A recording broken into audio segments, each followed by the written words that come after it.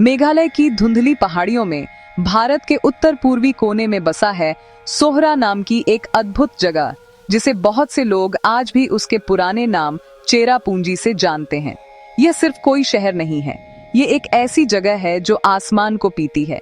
कई सालों तक इसने धरती पर सबसे नम जगह का खिताब अपने नाम रखा। एक ऐसी पहचान जो लगातार आश्चर्यजनक बारिश से मिली है। एक ऐसी दुनिया की कल्पना करें जहां हवा हमेशा नमी से भरी रहती है, जहां बादल सिर्फ ऊपर ही नहीं बल्कि सड़कों से भी गुजरते हैं और गिरती बारिश की आवाज रोजमर्रा की जिंदगी का लगातार मधुर संगीत है। यह चेरापूंजी है, एक ऐसी जगह जहां प्रकृति का ड्रामा हर दिन एक शानदार जलमय दृश्य में सामने आता है। यहाँ जितनी बारिश होती है उसे समझना मुश्किल है। जहां लंदन जैसा शहर पूरे साल में लगभग 600 मिलीमीटर बारिश प्राप्त करता है, वहीं चेरापूंजी मानसून के मौसम में सिर्फ कुछ दिनों में उतनी बारिश प्राप्त कर सकता है। सालाना औसत बारिश 11,757 मिलीमीटर है।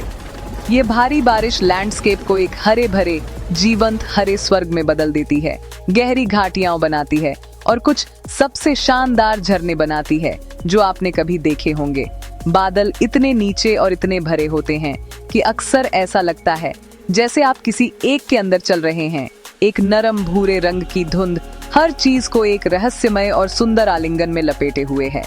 यह असाधारण मौसम सिर्फ एक आंकड़ा नहीं है, यह चेरापूंजी की आत्मा है। यहाँ के लोग, खासी जनजाति ने अपना जीवन शाश्वत बारिश के इर्द गिर्द बनाया है। बादलों और तूफानों के साथ उनका गहरा संबंध है। वे उन्हें असुविधा नहीं बल्कि एक जीवनदायिनी शक्ति मानते हैं जो उनकी दुनिया को आकार देती है। स्थानीय लोक कथाएं बारिश की कहानियों से भरी हैं, झरनों में रहने वाली आत्माओं की और पवित्र जंगलों की जो प्राचीन परंपराओं द्वारा संरक्षित हैं। चेरापूंजी जाना एक कहानी की किताब में कदम रखने जैसा है। प्रकृति की शक्ति और मानवीय भावना के लचीलेपन की एक जीवित गाथा, एक ऐसी भूमि में जो पानी और धुंध से रंगी है। भारी बारिश के दौरान चेरापूंजी में होने का अनुभव वास्तव में अविस्मरणीय है। यह एक हल्की टिप टिप नहीं है, बल्कि एक शक्तिशाली गरजता हुआ झरना है जो दुनिया को साफ करना चाहता है। आवाज बहरा करने वाली है, फिर भी अजीब तरह से शांतिपूर्ण है। पानी पहाड़ियों से नीचे गिरता है, अस्थायी नदियां बनाता है जो भूमि को काटती हैं। और फिर जितनी अचानक यह शुरू हुई थी, बारिश रुक सकती है और सूरज बादलों से निकलकर एक ऐसी दुनिया को रोशन करेगा जो चमकती और दमकती है। हर पत्ती और घास का तिनका पानी के हीरों से सजा होता है। बारिश और धूप का यह निरंतर चक्र ही चेरापूंजी को उसका अनोखा जादुई आकर्षण देता है। दुनिया के इस एक छोटे से कोने में इतनी बारिश क्यों होती है? इसका रहस्य भूगोल और मौसम के पैटर्न के एक सही संयोजन में छिपा है। एक तरह की प्राकृतिक साजिश जो जमीन को भिगो देती है। इस खेल के प्राथमिक खिलाड़ी मॉनसून हवाएं हैं। हर गर्मी में ये हवाएं विशाल गर्म हिंद महासागर को पार करके हजारों किलोमीटर की यात्रा करती हैं। रास्ते में भारी मात्रा में नमी इकट्ठा करती हैं।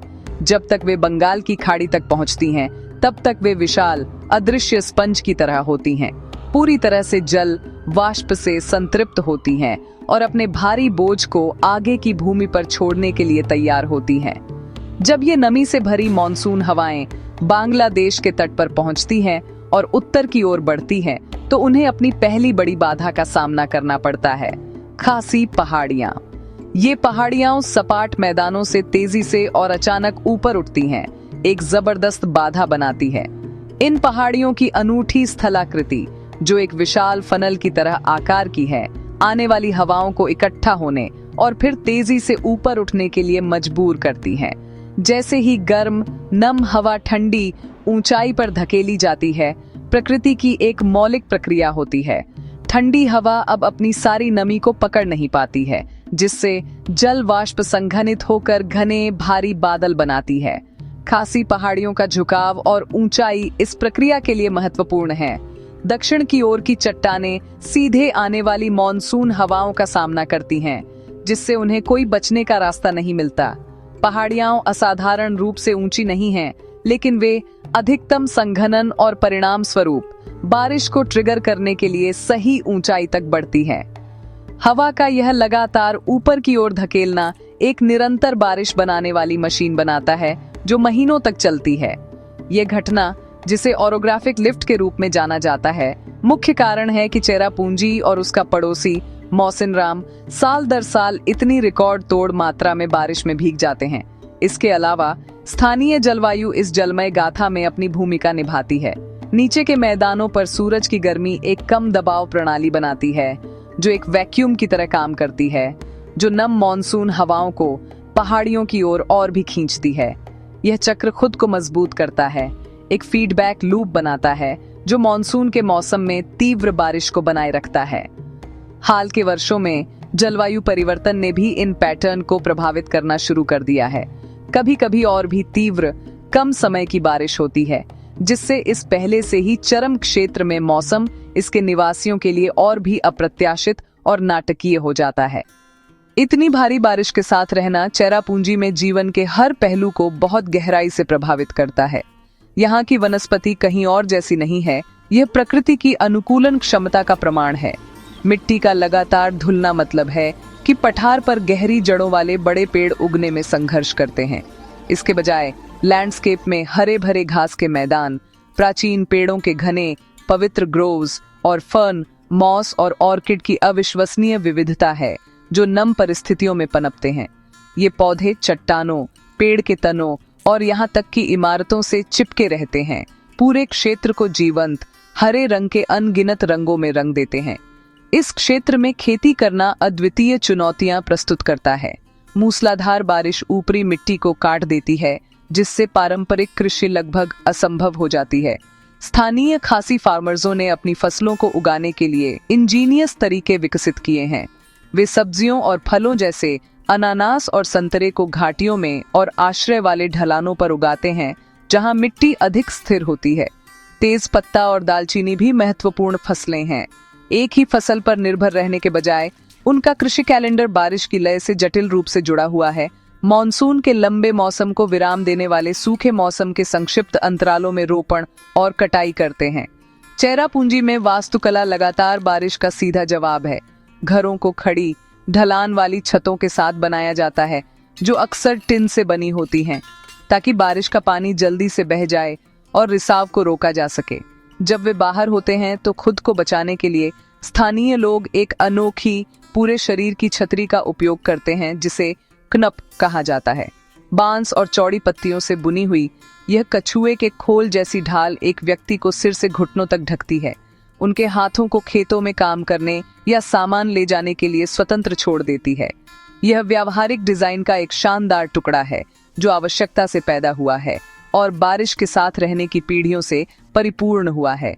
लगातार नमी दैनिक जीवन को कई अन्य तरीकों से भी प्रभावित करती है। कपड़े सूखने में कई दिन लग सकते हैं और घरों के अंदर अक्सर ठंड और नमी को दूर भगाने के लिए आग जलाई जाती है। परिवहन मुश्किल हो सकता है। सड़कें अक्सर बारिश से क्षतिग्रस्त हो जाती हैं और नदियां अगम्य धाराओं में बदल जाती हैं। इन चुनौतियों के बावजूद चेरापूंजी के लोगों में एक हंसमुख और लचीली भावना है। उनके लिए बारिश एक दुश्मन नहीं है जिससे लड़ना है, बल्कि एक निरंतर साथी है। उनकी पहचान, उनकी संस्कृति और इस सुंदर पानी से भरे भूमि में उनके अस्तित्व का एक अभिन्न अंग है। बड़ी बारिश के साथ बड़ी जिम्मेदारी भी आती है और चेरापूंजी के लिए दो सबसे बड़ी चुनौतियां भारी मात्रा में पानी का प्रबंधन करना और इससे होने वाले भूस्खलन को रोकना है। वही बारिश जो लुभावने झरने बनाती है, वह एक विनाशकारी शक्ति भी बन सकती है।